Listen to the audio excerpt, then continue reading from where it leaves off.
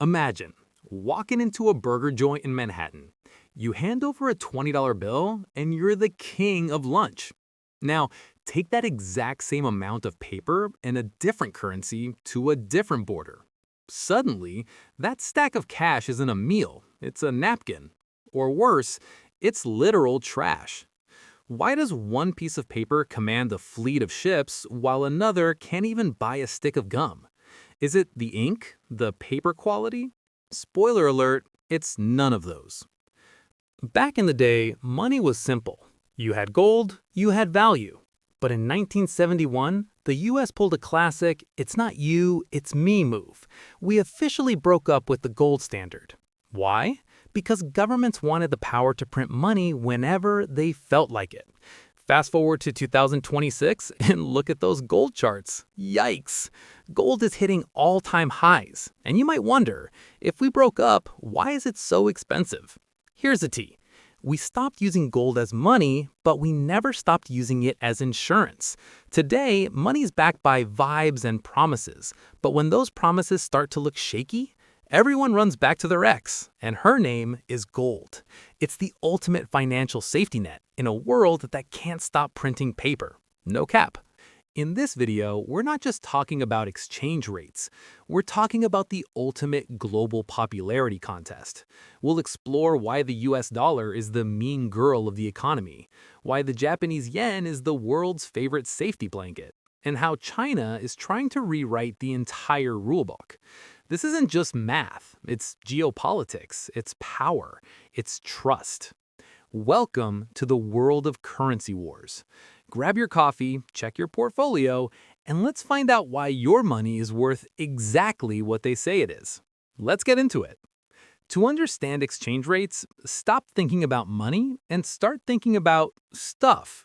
Imagine Island A only has coconuts and they print 100 coconut bucks.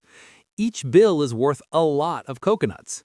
But if the governor of the island prints 1 trillion bills overnight, suddenly your coconut buck is worth a husk. Value isn't about what's printed on the note, it's the ratio of money supply to economic output. That is the Forex market in a nutshell. But wait, there's a cheat code. Interest rates. Think of a currency like a savings account.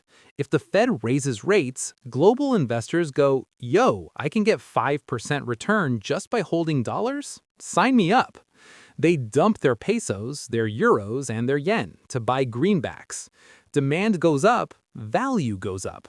It's the ultimate financial FOMO, and it turns the dollar into a giant magnet for global cash. Now, let's talk about the big boss, the US dollar. It's the world's reserve currency, which basically means the USD is the default setting for planet Earth. Want oil? Pay in dollars. Want microchips? Use dollars. This gives the US a superpower. They can print money to pay debts, and the rest of us just have to deal with the inflation. Think about this. Since 1971, the dollar has lost over 85% of its purchasing power. What cost $1 back then costs about $8 today. And the rest of the world? They're noticing. Global central bank reserves held in US dollars have dropped from over 70% in the year 2000 to under 59% today. It's called Exorbitant Privilege. Now, let's talk about the Zen master of the financial world, the Japanese yen. For decades, Japan was the world's ATM. People borrowed yen for free and spent it everywhere else. But in 2025, the ATM broke. While the rest of the world was hiking interest rates, the Bank of Japan stayed in bed, hitting the snooze button. The result? The yen crashed to levels we haven't seen in generations. It was a disaster for anyone holding a wallet in Tokyo. But wait, look at 2026. The Zen master is finally waking up. As the US Fed starts to cool down and Japan finally raises its rates, the tide is turning. Investors are starting to realize that a cheap yen was a steal. It's not a comeback tour yet, but the yen is definitely finding its zen again. Watch out, because when the yen moves, the whole world feels the vibration. Then there's China. The yuan isn't like the others. It's not a free spirit. It's controlled. Beijing keeps the yuan on a leash, making sure it doesn't get too strong or too weak. Why? Because China is the world's factory. If the yuan gets too expensive, their toys, tech, and clothes become too pricey for you to buy on Amazon. They're playing a long game, building their own financial ecosystem called the Belt and Road. They don't just want to join the club, they want to build a better one. It's the ultimate challenge to the dollar's throne. So what happens when these titans clash? It's called a currency war, when countries intentionally devalue their money to steal trade from each other. It's a race to the bottom. If everyone tries to have the cheapest currency, nobody wins, except maybe the people holding gold or Bitcoin.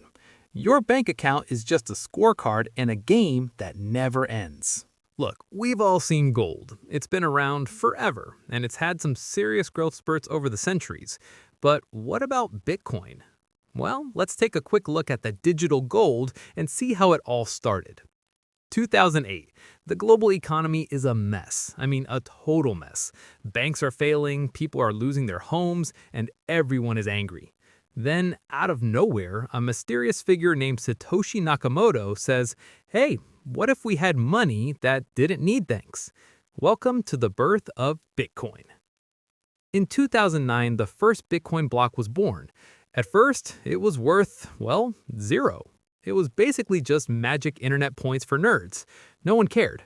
Until, think about that. 10,000 Bitcoin for 2 pizzas was about $41 back then. Today, that same amount is worth roughly $600 to $700 million. 2010. A guy named Laszlo buys 2 pizzas for 10,000 Bitcoins. Today, in 2026, those pizzas would be worth hundreds of millions of dollars. That is, without a doubt, the most expensive crust in human history. Then came the roller coaster. 2017, Bitcoin hits $20,000. Everyone's a genius.